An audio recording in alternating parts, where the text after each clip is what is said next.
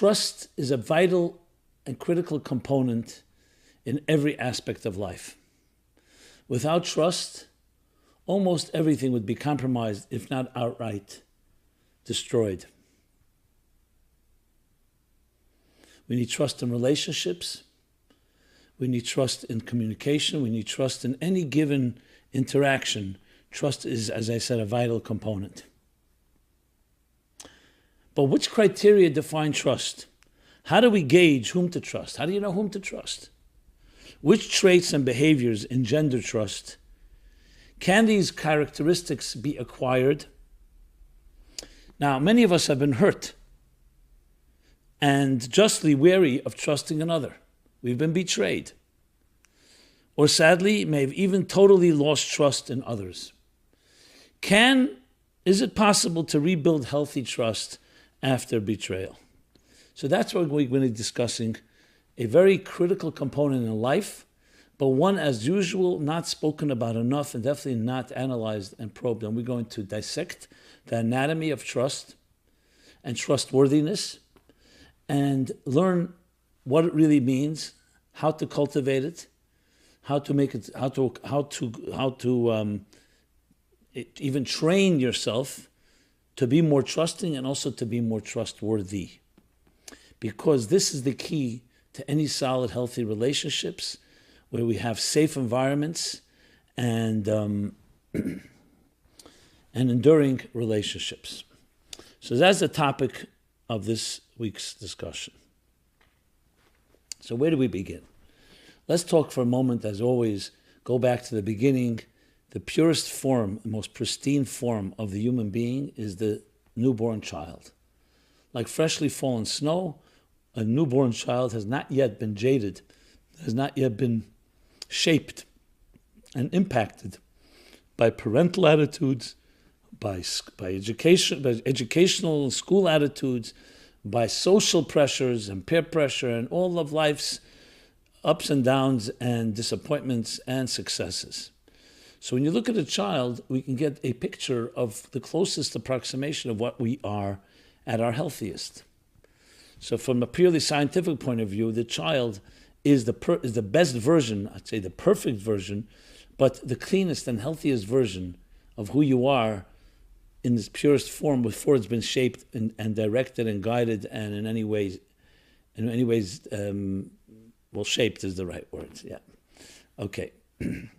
So look at children. Children we see are both trustworthy, meaning you can trust them, and they trust until they discover that their trust is disappointed. They're disappointed in the people they trust, or that trust is betrayed. But children naturally trust, which can get them into trouble as well. But if you're thinking of a perfect world, trust is a healthy thing, and children have no reason not to trust until they are hurt. And the same thing is children are trustworthy. We're not talking about whether they're reliable. Obviously, they're not mature yet, so they can make mistakes, and you can't just trust them to take care of things. But you can trust them to be sincere, that they don't lie on their own. They won't be duplicitous. And again, until they learn otherwise. So what you see from this is that the human being, each of us, is born both a trustworthy and a trusting person. It's because of life's circumstances and life's experiences where that trust is stolen from us, or at least limited and compromised in us. And that's due, first and foremost, due to that trust being violated. So a child will give a parent the benefit of the doubt, and therefore, even if, let's say the child promised that tonight the parent is going to take the child out, and the parent doesn't show up, or even more subtle things, that type of reliability that children just rely on the validation and on the nurturing and on the security of having a parent around, and that parent does not appear, abandons them, or in some ways absentee. So once, twice, 3 times the child has resilience, but after a while, that child will start lowering their expectations and yes, lowering their trust, because next time someone says to them, trust me, they say, well, you know what, and not necessarily in words, but their unconscious says, I trusted, and it wasn't necessarily, no one lived up to that trust. Now, in extreme cases, that trust really is deeply violated. In we'll call it more mild forms of it, the trust, it becomes wary. And there's many variations, one level to the next. Obviously, I'm not going to go through all of them. We're talking about the general picture, but you get the idea. So what happens as we lower our expectations and our trust is so-called not lived up to, promises are broken, the reliability and consistency is not there all the time, the security is taken away from us in some extent. So obviously, in direct proportion to that, the trust will be weakened and wane. That doesn't mean we still don't have within us, because we're born with it innately, that ability to trust, but we just don't allow ourselves to trust because we're afraid. We're afraid of being hurt. So we put up our defenses and we put up our armor and we build that armor. As when we grow into adults, depending on how much trust we had in our lives and how much of it was compromised, that will directly impact how we deal with new people, whether it's in relationships, whether it's in personal, intimate, and romantic relationships, or whether it's in even relationships at work and so on. There'll be in direct proportion to how much that trust was violated, will be the wariness that I'm mentioning, and even the fear and the resistance of really getting involved and always having a back door to escape from, because once we allow ourselves to be vulnerable and we trust, we can be hurt. For those that go the other extreme, that had healthy relationships and there was much to trust, they will find it much easier to go into a relationship because they have trust and they give the person the benefit of the doubt. Now, of course, every mature adult is going to always, hopefully, have some discretion, because just because you grew up in a trusting environment doesn't mean that every person you can trust. So you'll definitely weigh that. But it's much easier to trust because it hasn't been hurt. If it's been hurt, then everyone is guilty until proven innocent. And in extreme cases, people are continuously seen as not trustworthy, to the point that sometimes a person who's really been violated, been hurt, and abused in that regard will often create a situation where they'll test the other person to the point that they'll almost intentionally sabotage a relationship and say, you see, I couldn't trust you. That becomes unrealistic expectations and basically writing the script of what you expect to happen because it happened in the past, which is that ultimately there's no one to trust. And every person listening to this, every one of us fits somewhere into the spectrum from one end to the other. And the same thing is with that's trusting others. The same thing is being trustworthy. You can argue that they're directly linked to one another. The more trusting you are of another, meaning the more reason you are trusting, the more trustworthy you will also be, because it's reciprocal. However, if you don't trust others, obviously you yourself are not going to make yourself available to be trusted. You'll be evasive, you won't show up. Sometimes you'll just get out of a relationship.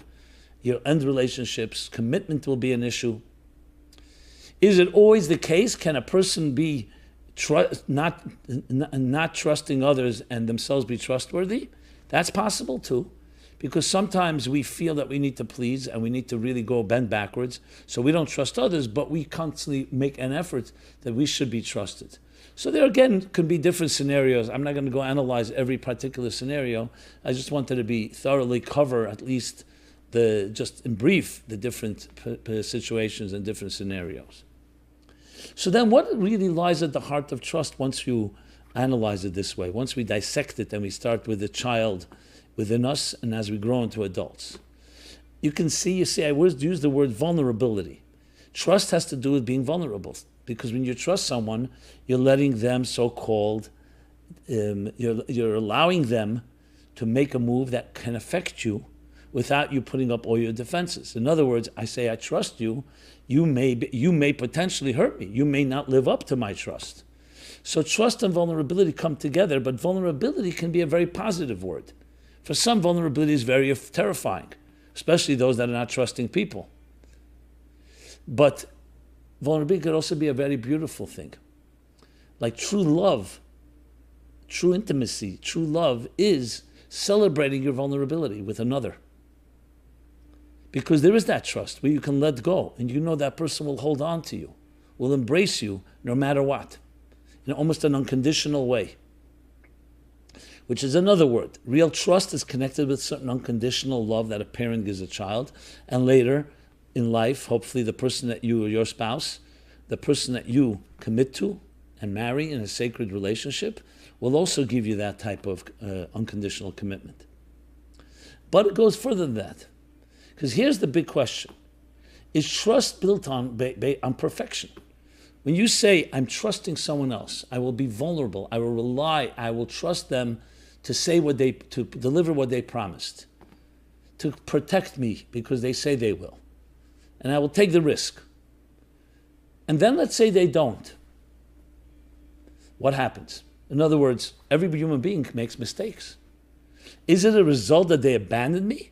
Now, if you grew up with that type of experience, so then, as I said, that's your default state psychologically, then you're expecting to be abandoned. You're expecting you're expecting your trust not to be lived up to.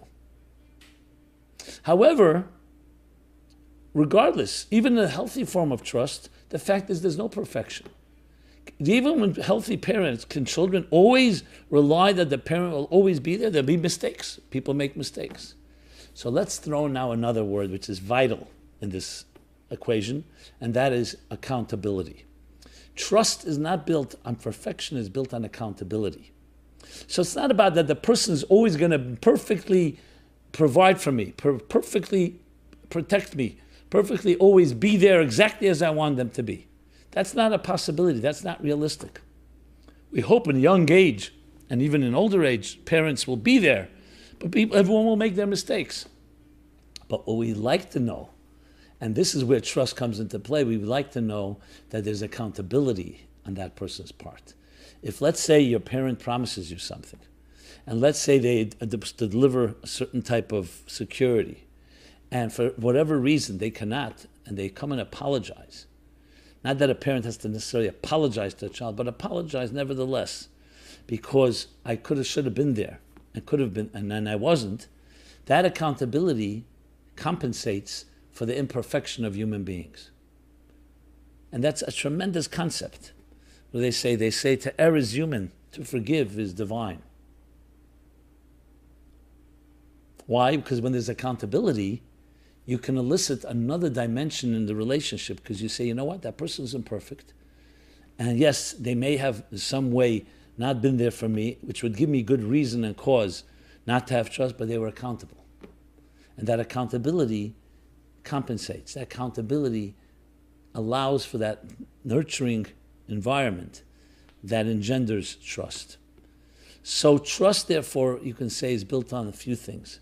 Number one, that yes, there's someone there for you, in a way, even when it's inconvenient, in a way that's consistent. But in addition to that, even if at times there may be a lapse, there's an accountability. And of course, not a repeat of the same mistake. So you see, when you add that into the picture, it makes a real relationship very, very doable and possible. Because it's not about perfection. Perfection is unrealistic. Perfection is usually expected by people who've really been hurt, and they think the only way I will ever trust if the person is going to be perfect, will never lapse, will never disappoint me. That's not a possibility. But accountability can be expected, and that's what creates the environment for trust, because there's accountability. Let's just use examples in nature. In nature, when you have, for example, just simply, you plant a seed in a garden, an apple seed, a flower seed, whatever it may be. You water the garden, you weed it, and naturally nurturing and will cause this plant to grow. Okay? But let's say there's a drought or there's something else that happens. So look in nature what happens. It compensates. It does something. When there's a forest fire, even though on one hand it destroys the forest, but then the forest regenerates in fascinating ways. So we see in nature there's a built-in immunity system. And that built-in immunity system is also reliable. So though, yes, there may be setbacks, and there may be even worse than that, maybe even disasters, but there's a immunity that bounces back and helps it grow again. So let's apply that now to psychologically. We say the human being is compared to the tree in the field. We too are that way. We have a resilience that even if a trust was betrayed, or even if there was a lapse, or there was some form of betrayal, intentionally or not intentionally, it is that accountability that's our immune system that brings back the greatest of a human being and say, yes, you know why you can trust me? Because I will be accountable. I will tell you and be transparent and upfront. Full disclosure, not a cover-up, not more lies. A lie is the ultimate cause for distrust, when someone lies to you. And so one time you may forgive, a second time you may overlook, but then if it's repeated, at some point you say, I can't rely on this person. They're liars. Accountability is the opposite of a lie. That even if there was a lie, or there was not a lie, but there was something elapse in a person's commitment, there's accountability. That accountability reignites the capacity to have trust. So when people say, trust me, we all know what our reaction is. You think I'm going to trust you because you told me trust me? It's like a line people say, a cliche. No, trust is to be earned. You cannot ask someone to trust you. It's something to be earned, something that with behavior, accountable behavior, reliable behavior, things that are consistent, that I know I can rely on, that engenders and helps trust develop and grow and become a force in people's lives. So we see from this, if you talk about the qualities, what are the qualities that are necessary? That they will call the trustworthy traits. The trustworthy traits. Just looking at the actual title. What are they?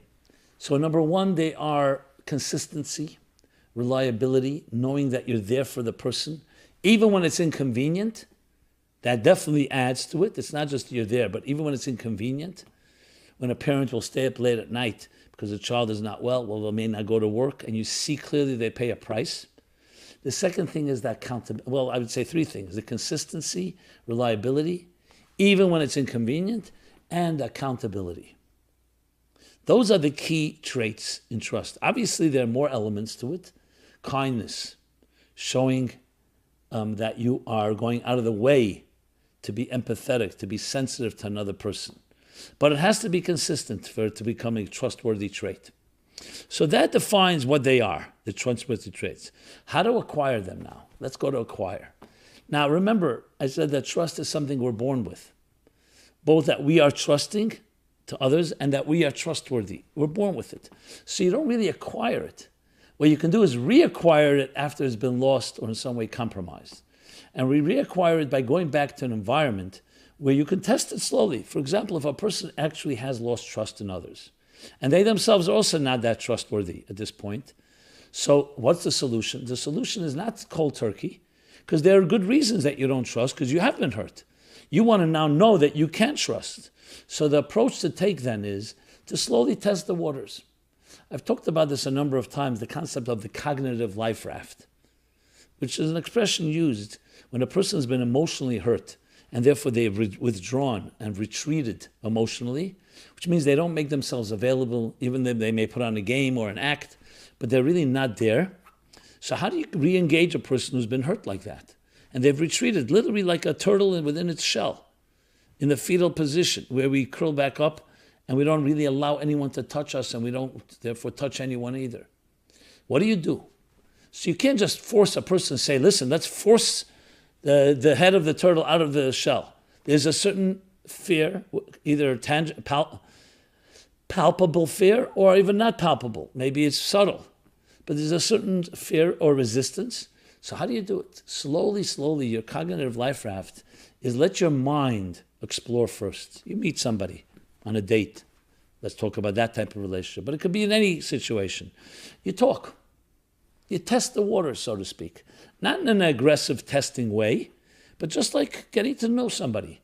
And the mind is a lot more trustworthy than our emotions, because when our emotions are hurt, it's subjective. The mind can explore something even if it's not something you're going to relate to. You can read a book that you or be familiar or allow someone to pitch you an idea. As long as your emotions are not involved, there's much less fear, if at all. So that's the trick. Use the mind which can imagine, which can dream, which can step away from your emotional subjective experience and just let me explore. It's like sending a scout out there to check it out. No risks involved, because all you're doing is looking into it. So your mind allows you to go to places that your heart won't allow you to go if you've been hurt. So the mind goes, and right now it's not making any commitments. As the mind becomes more comfortable with a situation or with a person, then slowly think of it like a child that's hiding under a table or hiding in a closet. The child is terrified, but it lets its mind peek out. And once it peeks out, and you feel that there's something here to work with, then slowly the child will also peek through, and the emotions themselves will also emerge slowly. So the cognitive life raft is an escape, basically. I wouldn't say the word escape. It's a life raft. It's a place to travel to where you're dreaming of a situation that you don't yet expect, and you're not ready to let go and allow yourself to be vulnerable. But cognitively, in your imagination, in your mind, you can allow yourself to travel there. As you see and research and do the discovery and do your due diligence, slowly, your emotions can begin to peek out because they're under the guidance and the protection of the mind. And the mind can say, it's worth looking into. The emotions are still going to need time, but you have a mind that's protecting you. So in a way, the mind becomes your nurturer, and the force that you trust your mind. Now, some of us have been really hurt where we can't even trust our minds. So that's why maybe you talk to a mentor, maybe you take more time, you explore, you read about it. In other words, you want to get some objective, reflective perspective before being impulsive or emotional about it. But then slowly, what can happen is that it opens up your heart, and your heart says, you know what, let me test here. Let me now emotionally test the water. And that's a more difficult step. But once the mind has so-called paved the way, and has paved the way is the right word. I want to say it like open the door, pave the way, then the emotions can slowly behind the mind come out and test the waters emotionally. And you may discover, you know what, this is a person I can trust. Again, I'm not suggesting this be done overnight or quickly, but it can be done. So therefore, we have a way to actually rebuild trust and trustworthiness even after it has been betrayed, or we have been betrayed, even after there's been a breach or a violation. A process that helps us reacquire. As I said before, it's inherent. We're looking to reacquire trust using the cognitive life raft of among other methods that help us build and grow and connect in a trusting way. Now, till now we've been speaking about trust in human beings. There's also the concept of trust in God, bitachon b'Hashem. And there's actually verses in the book of Psalms and other places that says that the only real trust you can have is in God, because God is unwavering and consistent and totally reliable, being that God is God. Human beings at the end of the day are fickle and mortal and have their mistakes. Yes, it's true. We compensate on that through those lapses through accountability, which is divine, and forgiveness, which is divine. But still, the true trust is in God. That's why you have the expression that even after the Holocaust, where people have argued, how could you trust God anymore after what has happened? So many answer, how could I trust human beings after what has happened? I only have God now, because I know human beings have betrayed us. So when you're talking about trust in God, that of course is a whole nother level that adds the ability for us to build trust is by connecting to the God within us, the soul. Your soul is a piece of the divine and is completely reliable. No one can take it from you. No one can give it to you. It comes from a greater place. And that, on a deeper level, is actually from where we really have that inherent trust that I described before at birth. A inherent trust in others and inherent being trustworthy yourself. Because we have that part of us that's absolutely trustworthy, that part of the divine that is completely reliable, completely consistent, and completely accountable. The question, the challenge is, how do we glean, how do we draw that trust into our personal lives? And the answer to that comes another ingredient in the characteristic, in the traits of trustworthiness, and that is humility. An arrogant person cannot be trusted. A person who's driven by self-interest, that is the driving force in their lives. They may be trustworthy for a certain short period of time under certain conditions because they benefit from it. But you can't really rely on them because what drives them is their interests, their self-interest, me. A humble person is not about me. As soon as you're not in the way, that's a trustworthy element. So the humility of a human being adds and allows trust to engender trust, because that becomes a container that channels the divine, the trust in the divine in a human being. When you see that humility, you see that the person is not thinking about themselves but about you, is sensitive, has empathy, cares. That humility is yet another trait in context of trust. Because humility, as I said, takes you out of yourself and allows you to become a more transcendent person. Which brings us to the ultimate beauty of trust. That trust creates environments and creates relationships where there is a symbiosis, where there's a harmony between different people. Because when everybody's self-contained and it's all about me, there's no cooperation unless there's an agenda, unless there's strings attached, unless I get something from it. But when there's humility and each one knows that my role is indispensable, so that creates a trust that they all trust each other. Think of everything in the universe is really built on that. That idea of everything working in harmony with each other. Our human body, the trillions of cells, the millions and thousands of systems, all working with each other, each one knowing exactly their role, and each one giving when they need to give. And you think about it, there's a certain magic, there's a certain resonance when you see that type of teamwork, when you see that type of harmony, that type of synergy. Think of a symphony, different musical instruments, different musicians, each one playing exactly when they need to play. They rely and trust that the other will pick up where they need to pick up. And that's critical in any successful venture.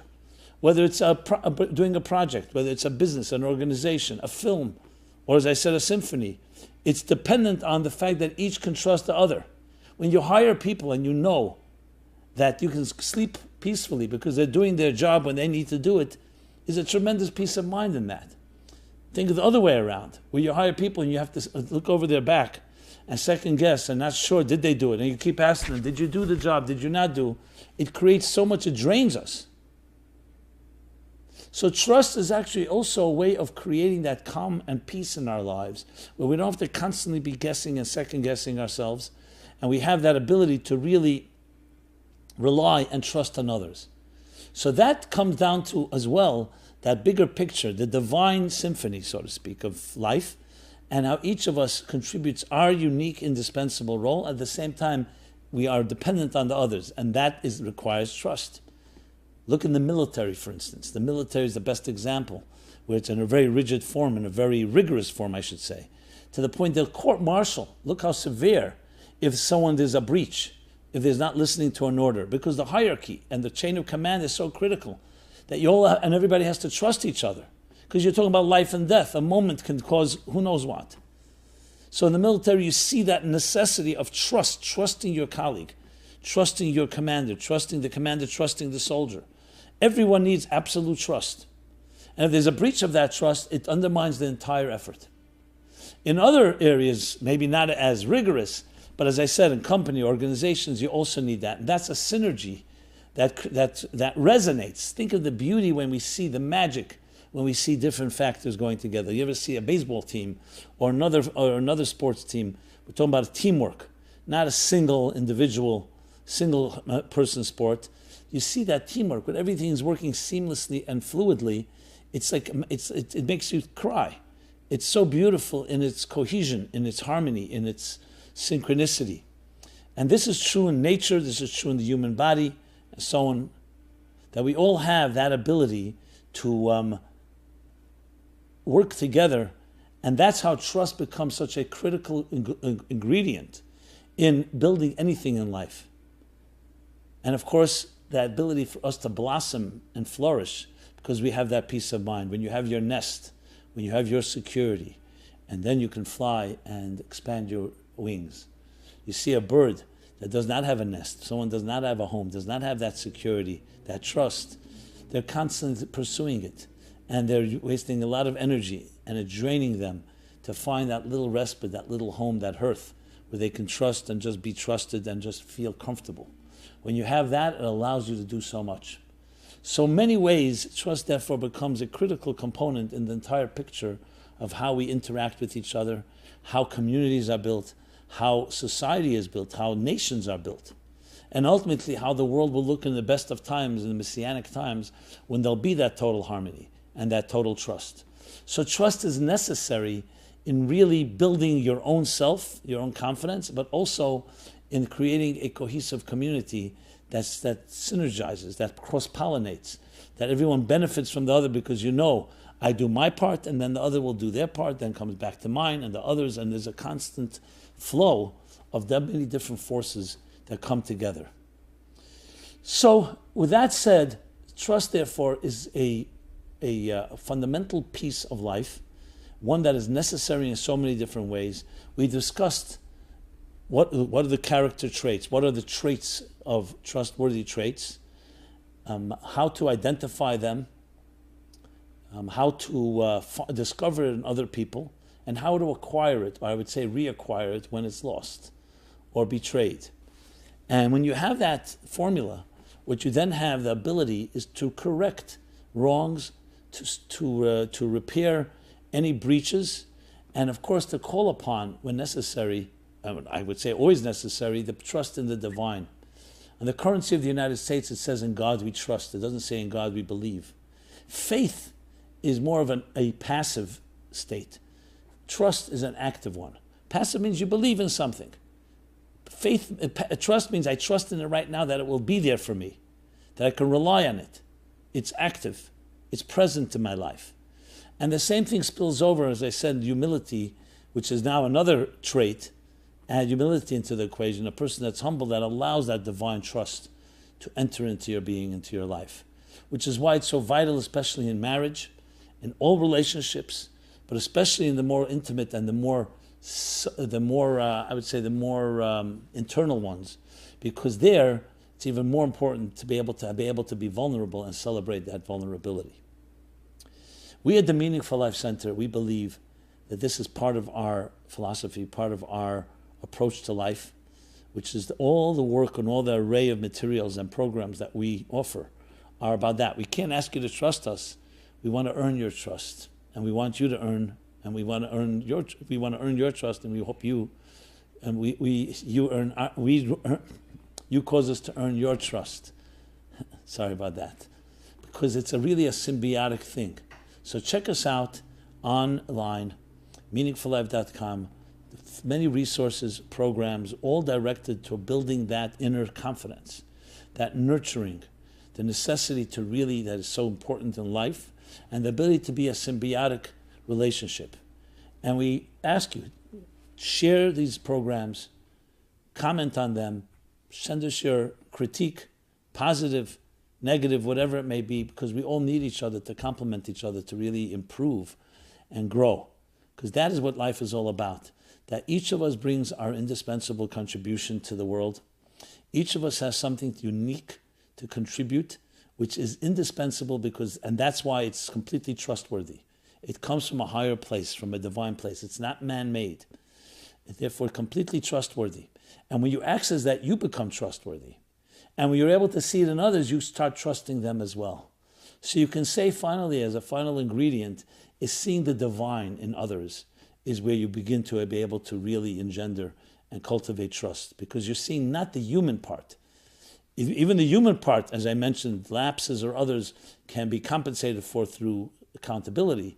But you see more than just a person that you're looking at. You're looking at something that was created by the divine, a divine creature that's part of your life. Yes, they may make mistakes, but if they're divine, they will also be accountable for them. And that's something you can learn to trust. Then it's not just human beings. How can I trust a human being when human beings are so easy to hurt us, especially when they get involved in their own self-interest? As I mentioned before, the opposite of humility is arrogance. And when you're self-consumed, self-interest, it's not something trustworthy. Now, in all times, this is important, but especially in our day and age, where so much of life has become devalued and depersonalized and commercialized. That's why there's such a yearning for things you can trust. We look around and everyone's telling, trust me, buy this, selling you everything. Most of it is not necessary for your inner inherent value. So in a world where things are commercialized, then you start thinking, do they really care about me, or they want my money, or they want my commitment, or something of that nature? So in our world, even more important for us to connect on that soul level where trust is possible. On a commercial level, yes, you can trust it to some extent. They brand it and say you can trust our product, and it's been checked, and we have a certain longevity and customer satisfaction. That they say trust our brand.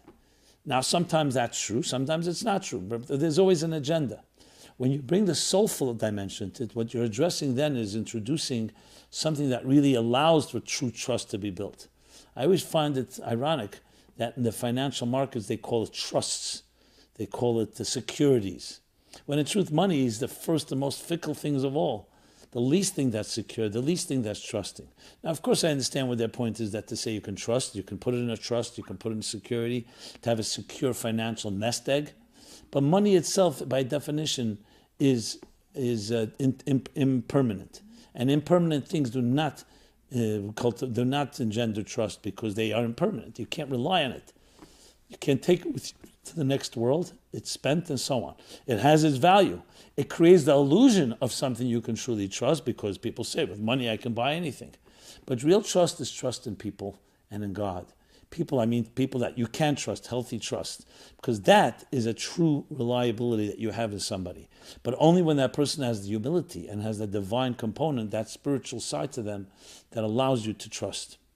So what we have here is basically a methodology and formulas and ingredients that teach us what requires, what defines trust, how do you acquire and build it, and how do you